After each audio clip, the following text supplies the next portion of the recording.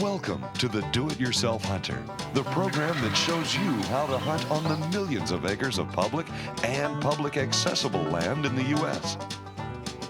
Regular hunters, hunting the way America really hunts, returning to a place where land and game are plentiful, and outdoorsmen share a cooperative spirit. Using techniques we show you, you can pursue any trophy game animal in North America, saving a lot of money and facing the challenge of doing it yourself. And now, the Do-It-Yourself Hunter. For a limited draw public land hunt for white-tailed deer. Good management and limited access make this place a little slice of deer heaven. Do-It-Yourself Hunter Todd Tindall drew the lucky tag, but he has to take a doe before he can go for this buck. Or will he go for this one or this one?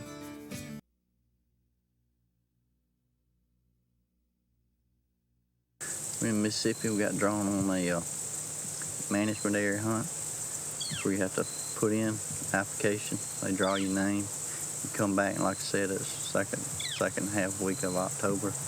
Even though it's archery season for the state, on these management areas like this, some of them you can hunt with any weapon you choose. We got to kill a doe first, so we picked a rifle. We want to make sure we get that doe. Seems like an easy thing to do sometimes, but that doe can be pretty elusive. So we're going to try to, got a grass patch over here, we're going to go over here and try to set up on. We don't think anybody's been hunting it. We'll get that doe, and as soon as we kill the doe, we can start a buck hunt. So y'all stick around and see what happens.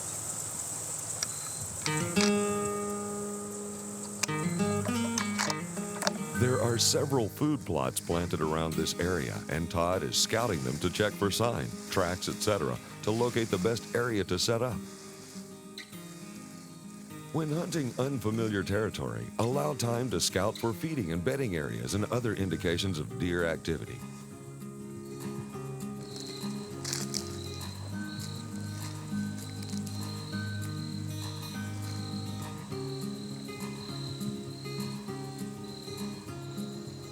Found a nice grass patch up on the hill. Got a thicket right here on either side of us. We're on the north side of the property. We got a grass lane around both sides of this grassy field that's covered in ash tree. We'd like to be up there hunting the grass patch. We figure they're gonna come in late, plus the wind's coming out of the southeast. That's to push us up here on the north end. We'll try to catch them out coming out of this thick cover going in the grass patch. Plus there's a persimmon tree up there too. We're gonna sit here a little while and see what happens. After some scouting, Todd found a pecan tree to climb up in to get a better vantage point. Note that Todd has unloaded his weapon for the climb, of course, safety first.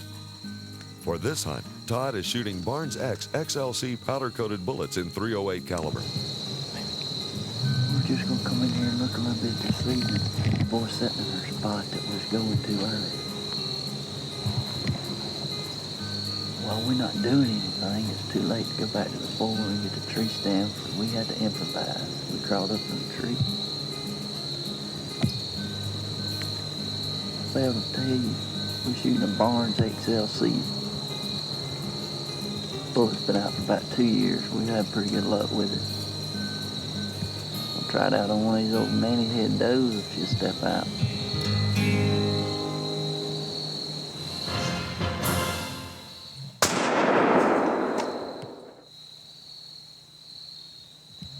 Like I said, we're shooting those Barnes XLCs. I think we should have been shooting those Muzzies on that one. I think me and Jeremy had a little confusion on when to shoot on that one too.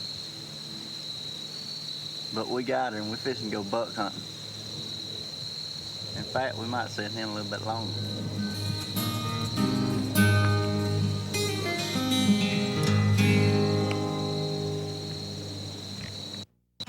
Folks, this is Do-It-Yourself Hunter Tip of the Week.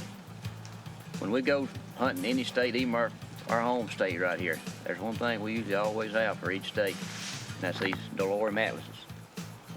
We're from Mississippi, and I got one, you'd be surprised at just local areas here what it'll show you. It shows all your county roads, your national forests, state land, your BLM. wilderness land, there's just a handy tool that you can use to help you get in and out of areas and find areas, boat ramps, fishing areas, and they're even a good thing to if you go on vacation or something. It shows, national monuments, unique features and stuff like that. It's just something that's very handy, that's pretty inexpensive. That you do-it-yourself hunter tip of the week. Those who successfully take a doe, as Todd did in October, may come back in mid-December for the buck hunt. This radio tower is situated on one end of the property and serves as a convenient landmark for navigation.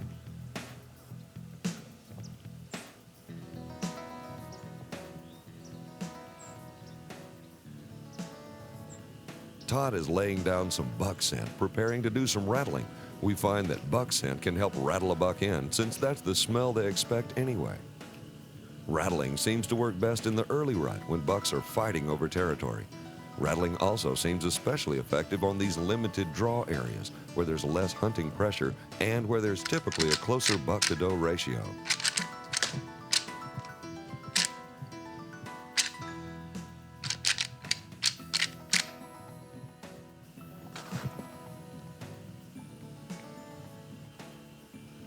After a few shakes of the rattle bag, this small rat 6-point showed up to see what all the commotion was about.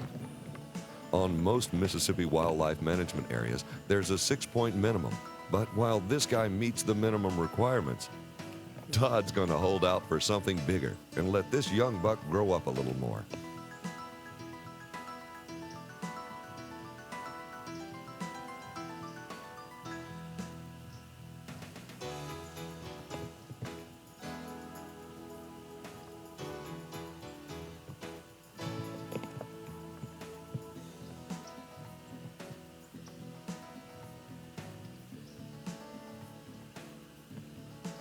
He sees the camera, but he's not sure what it is.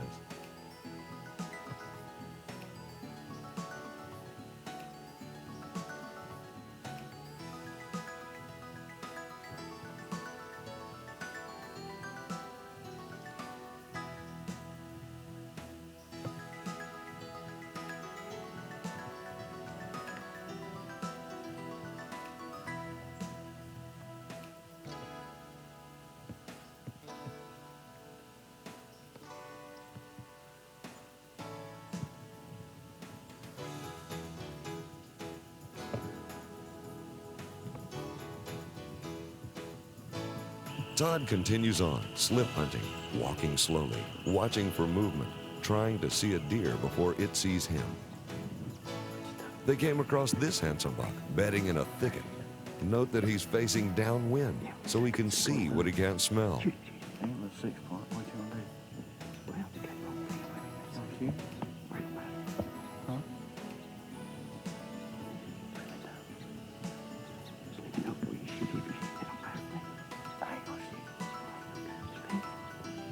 How many times do you get to see a buck bedded up like this?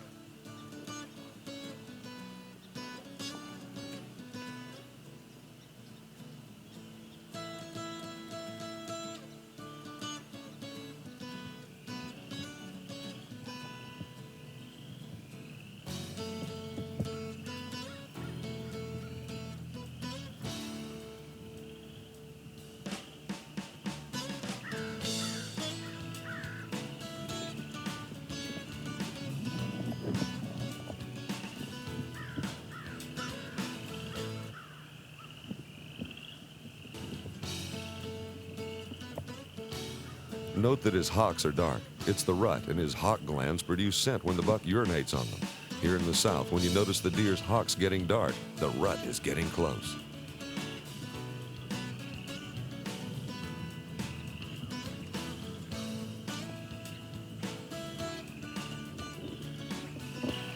He'd been a little bit bigger, we'd be going duck hunting right now.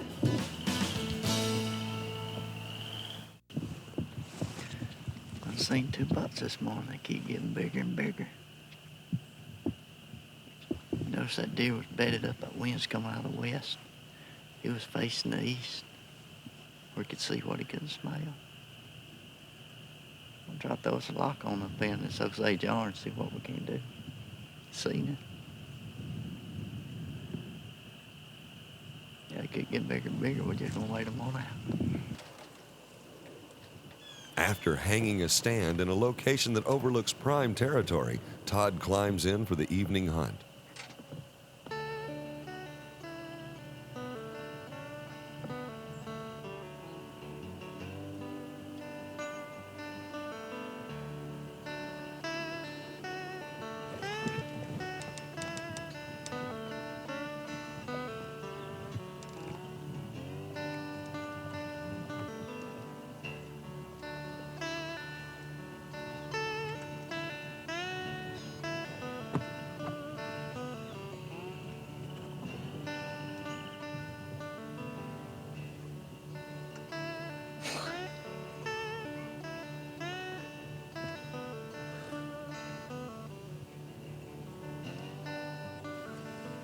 As it gets later in the day, the temperature drops quite a bit, and Todd slips on a warm jacket.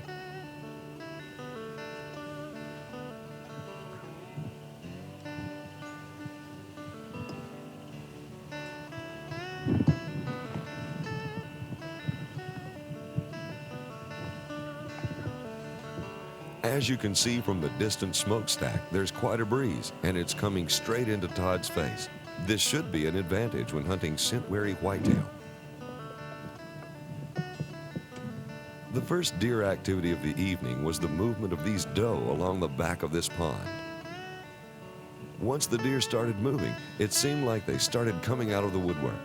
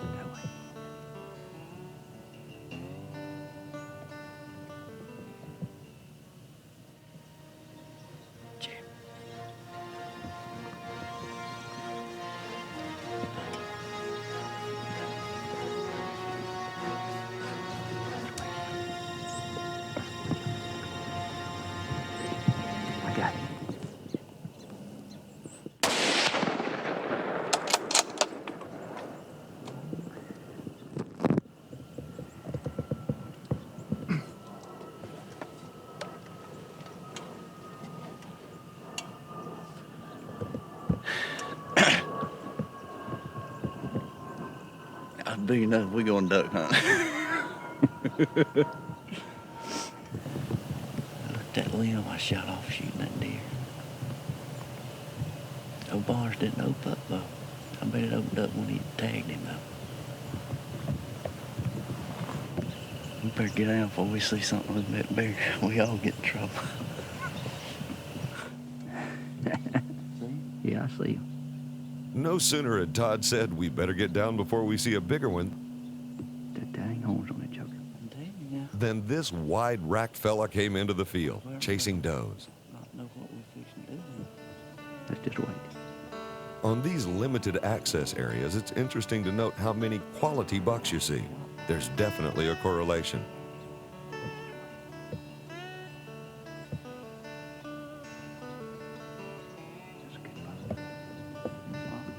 This buck had a handsome wide rack, but only had 6 points. Look at him, see what you tell about it. He's wide, long beam. Oh, he ain't.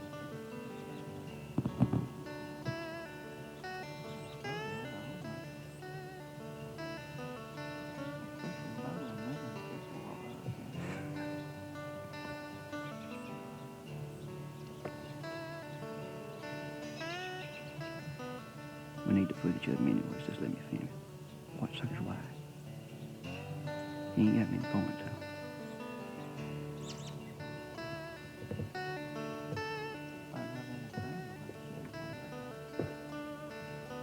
Oh, he's a big old cat. That's all he got for it, ain't it? I don't know. His brown times are about 6 inches long. See him? Yeah. He's just a 6-point, though.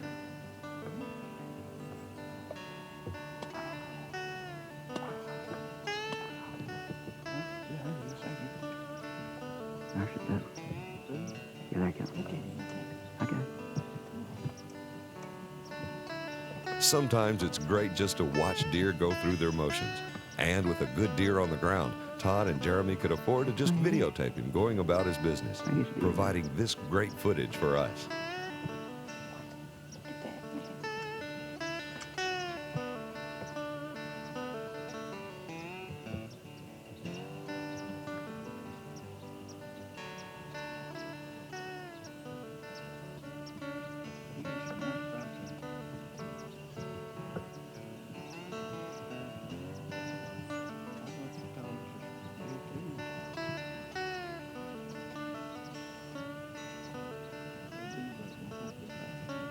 But after a while, the temptation gets to be too much, and they finally climb down to inspect Todd's harvest.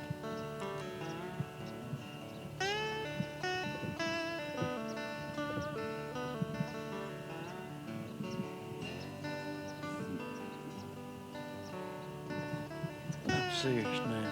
When we get down, there's too many bucks running around here. It's a nice looking deer, one with a 6-point out here chasing that doe. That brown times is about, what, be about 6 to 8 inches tall.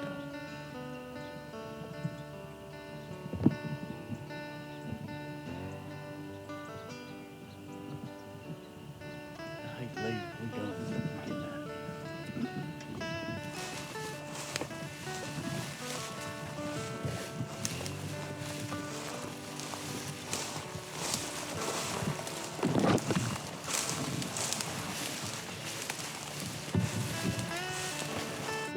They're a lot bigger than he look like, ain't he? A little bit bigger than what we figured.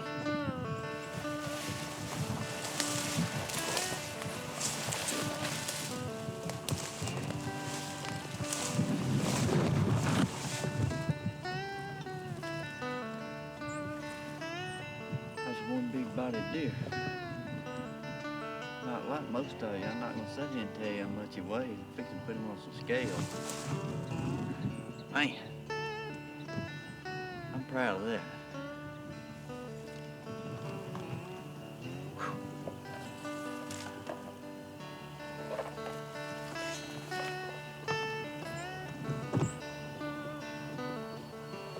Smell him. Huh? Smell him.